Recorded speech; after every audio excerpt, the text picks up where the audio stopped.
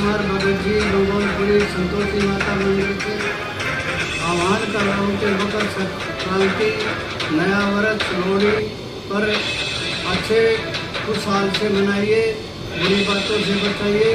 मेरा अभिनंदन सभी को है। नव वर्ष मंगल में हो, लोहड़ी का त्यौहार मंगल में हो और मकर संक्रांति का त्यौहार मंगल में हो और कुंभ का मेला भी चला हुआ है, उस पर आप सभी बहन भाई ध्यान करें, उनके विचार को जानें। बड़े बड़े ऋषि महात्मा वहाँ पर जुड़ रहे हैं, उनके विचारों को सुने। मेरी तरफ से सभी को लोहड़ी मकर संक्रांति नया वर्ष की बधाई मंगल में हो।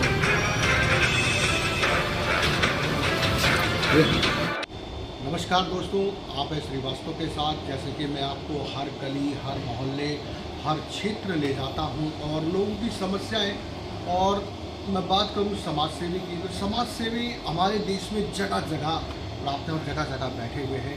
इसी प्रकार से मैं बात करूंगा यहाँ पे राम कुमार भगत जी की। तो भगत जी परम गुरु हैं, परम पिता भी हैं, और मैं एक बताऊँ कि मन का विश्वास और मन की शांति। तो नववर्ष आज रात से ही लग जाएगा और जो है नववर्ष हमारे जीवन में आने वाला है, और हर एक व्यक्ति नई नई उम्मीदें रखता है, नई नई उमंगें रखता है, नया जीवन में परिवर्तन रखता है। तो आइए बातचीत करते हैं हम गुरुजी से। गुरुजी बताएंगे इस साल आपके लिए कैसा रहेगा और कैसे कैसे परिवर्तन करने चाहिए और नए दिन के लिए क्या क्या दिन प्राप्त करना चाहिए। भगत जी बहुत बहुत स्वागत है मुस्कान इंडिया न्यूज़ में। तो हमारे दर्शक आपको ठीक है। सबसे पहले तो हम बोलना चाहेंगे कि पूरे देशवासियों को हम बोलना चाहते हैं कि नया वर्ष आपका मंगलमय हो और अच्छे से अपने बच्चों को नया साल मनाएं, अपने घर में बैठ के मनाएं, किसी होटल में मनाएं, अच्छे तरीके से मनाएं, बढ़िया मनाएं और साल के उसमें कुछ सीख लें। मेरा एक मानना है, मेरा एक बोलना भी है कि नए साल में कुछ परिवर्तन करो। जैसा नशा है, जुआ है, शराब है, इनसे दूर रहने का संकल्प लो। और मेरा आशीर्वाद है, जो भी मेरी इस आवाज़ को बच्चे सुनेंगे तो वो ज़रूर अमल करेंगे। और मैं यही उन बच्चों को, नौजवानों को आशीर्वाद देना चाहता हूँ कि इन चीज़ों से दूर रहो और भाईचारा बना कर रखो, प्यार प्रेम से रहो, अपना कर्म करो, पढ़ाई करो और अच्छे अफसर बनो और बुराइयों से बचो। गुरुजी नववर्ष तो सभी देश में मनाते हैं और मनाना भी चाहिए। दीप, दिवाली, पटाखे वगैरह खुशी वगैरह से मनाते हैं कि नववर्ष आ गया है। हालांकि नववर्ष का मतलब ये है कि नया वर्ष आ गया, लेकिन उम्र का हिसाब देखा जाए तो एक साल आदमी का कम होता है। लेकिन उसे जब कहते हैं कि ये बाल धूप में सफ़ेद नहीं हुए, कुछ ना कुछ सीखने को मिलता है परिवर्तन के हिसाब से। क्या कहना चाहिए इस विषय पर? इसमें जो भी हम उम्र के आदमी हैं, उन्होंने बहुत कुछ नए वर्ष देखे हैं और बहुत कुछ परिवर्तन देखा है और उन्होंने अच्छाई बुराई सबको देखा। जो भले आदमी है वो इन बातों को अपने मन में त्याग देते हैं और नए साल के दिन नया विचार लेकर चलते हैं और उनका हमेशा परिवर्तन रहता है। हर साल वो नया कुछ करने की सोचते हैं और अपने काम के लिए, अपने रोजगार के लिए, अपने ज्ञान के लिए और भाईचारे के लिए हर साल आदमी नए कर्म करता रहता है। गुरुजी मन का विश्वास और नया संकल्प, नया दिन तो ठीक है, बात ये पब्लिक के समझ में आ रही है। मैं कहना चाहूँगा कि नववर्ष पे जो संकल्प लिया जाएगा उस पर एक छोटी सी कोई कहानी सुनाइए जो हमारे नववर्ष जो नौजवान बच्चे हैं, पीढ़ी है, उनके दिमाग में बैठे थे। मैं यही बोलना चाहता हूँ सभी बच्चों को, जो नई उम्र के बच्चे हैं, कि आज ये समय ऐसा आ गया है कि अनपढ़ आदमी कुछ नहीं कर पाएगा। पढ़ाई करो और अच्छे माँ बापों के संस्कार लो। या संकल्प लो कि अपने माँ बाप का, बुजुर्ग का सत्कार करना है और अच्छे से हमने अपनी ज़िंदगी को प्यार प्रेम के जरिए से पार करना। गुरुजी, एक बार जो है शंकर भगवान ने दोनों अपने बच्चों से कहा था कि पूरी पृथ्वी के चक्कर काटिए, जिसमें गणेश जी की एक स्टोरी थी। हाँ, वो बोला था भगवान ने भी, वो एक साधना थी, एक परीक्षा थी। जी माँ बाप से बढ़कर कोई भगवान नहीं होता। जी जी ये शंकर भगवान ने भी माना, पार्वती ने जी, भी जी। माना, गौरी शंकर ने भी माना, जी जी और बड़े बड़े हमारे बुजुर्ग हैं, बड़े बड़े देवी देवता, उन्होंने यही माना है। और आज इस टाइम पर औरत के ऊपर ज़्यादा वजन डाला जा रहा जी। है, और मैं ये कहता हूँ कि पूरे देशवासियों को कि औरत को भी थोड़ा सा आराम करने की ज़रूरत है। कुछ काम ऐसे आप लोगों ने भी करने चाहिए, जो सारी चीज़ें औरत के ऊपर लेकर चल रहे हैं बहुत से लोग। जी जी जी अपना भी उन्होंने योगदान देना चाहिए, घर में, जी। दफ्तर में, सभी जगह।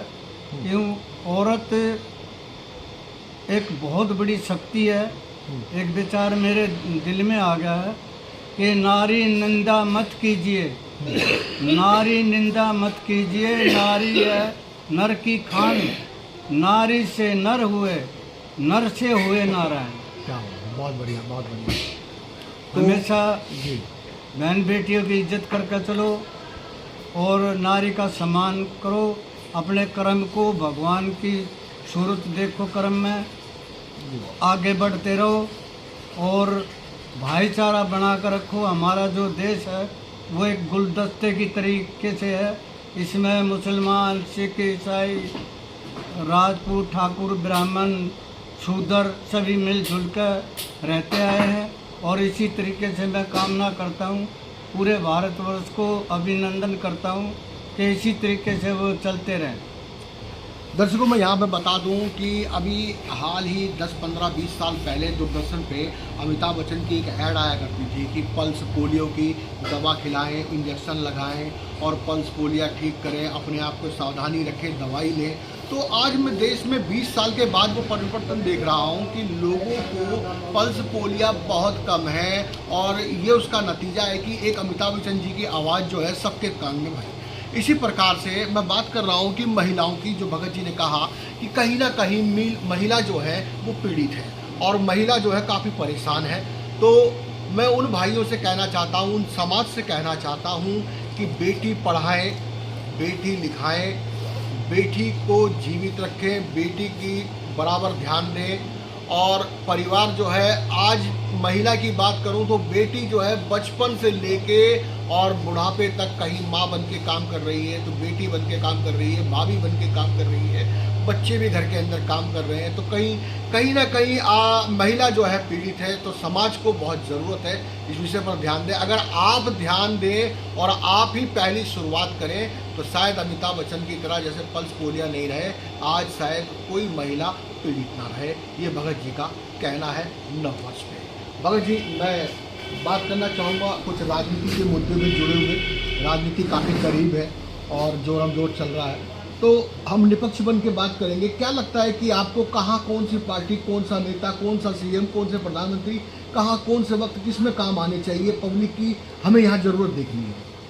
इसमें तो मैं नहीं बोल पाऊँगा कुछ, क्योंकि मैं राजनीतिक नहीं हूँ, मैं धर्मनीतिक आदमी हूँ। जी जी जी यहाँ मेरे पास कांग्रेस के भी आते हैं, जी जी आप पार्टी के भी आते हैं, जी जी और बीजेपी के भी आते हैं। जी मैं सभी का स्वागत करता हूँ। जी जी और बस मैं यही कहूँगा, जो भी यहाँ विधायक बन का आएगा उसको भगवान सद्बुद्धि दे, अच्छे कर्म करे और इस कॉलोनी को अच्छे तरीके से नशा मुक्ति से, कई विचार जगह जगह पर बच्चे जुआ खेलते रहते हैं। मेरी बात वहाँ पे नहीं है भगत जी, मेरी बात यहाँ पे है कि मैं किसी नेता की या किसी पार्टी की बात नहीं कर रहा हूँ। मैं बात कर रहा हूँ महंगाई का मुद्दा चरमराया हुआ है, आज भी महंगा, आलू महंगा, प्याज महंगा, टमाटर महंगा।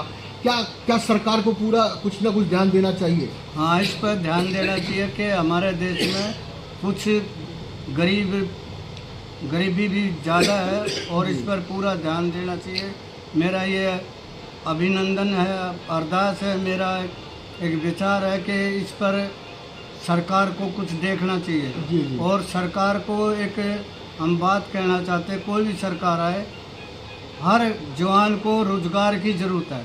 जी उनको भिखारी ना बनाए, रोजगारी बनाए। जी जी। हाँ, मैं बात करूं, अगर हम दिल्ली के अंदर बैठे हुए हैं तो यहाँ पे जो है चारों तरफ विधानसभा क्षेत्र में, एक विधानसभा क्षेत्र के ही चारों तरफ की बात कर रहा हूँ, कहीं ना कहीं कमियां दिख रही है। कहीं स्कूलों के अंदर कमी है, तो कहीं रोड में कमी है, कहीं सीवर लाइन में कमी है। ये पब्लिक के लिए परेशानी की बात कर रहे हैं। ये तो हम आपकी बात को मानते हैं, बाकी ये राजनीतिक आंकड़े हैं, जी। इसमें मैं ज़्यादा नहीं बोल पाऊँगा। बाकी ये राजनीतिक मामले हैं। बाकी सरकार को ध्यान देना चाहिए, हाँ, कष्ट तो है ही है। ये है, सरकार को ध्यान देना चाहिए। जी जी एक धर्मगुरु हो के नाते से हम बोल रहे हैं कि भाई सरकार को कोई भी आए, जी जी। इन विषयों पर जरूर ध्यान देना चाहिए। बहुत बढ़िया, बहुत बढ़िया। दर्शकों, हमारे साथ जुड़े रहिए। हम जो है परम भगत जो है परम पिता जो हमारे साथ बैठे हुए राम कुमार भगत जी जो है, बराबर मंदिर में भी यहाँ पे आपको हम दिखाते हैं कि संतोषी माता की मंदिर है और चारों तरफ जो है भव्य पूजा व भंडारा वगैरह सभी चीज़ चलता रहता है। तो हम और जुड़ी हुई खबरें दिखाएंगे आपको, हमारे साथ जुड़े रहिए। संजय कुमार श्रीवास्तव, मुस्कान इंडिया न्यूज़, दिल्ली।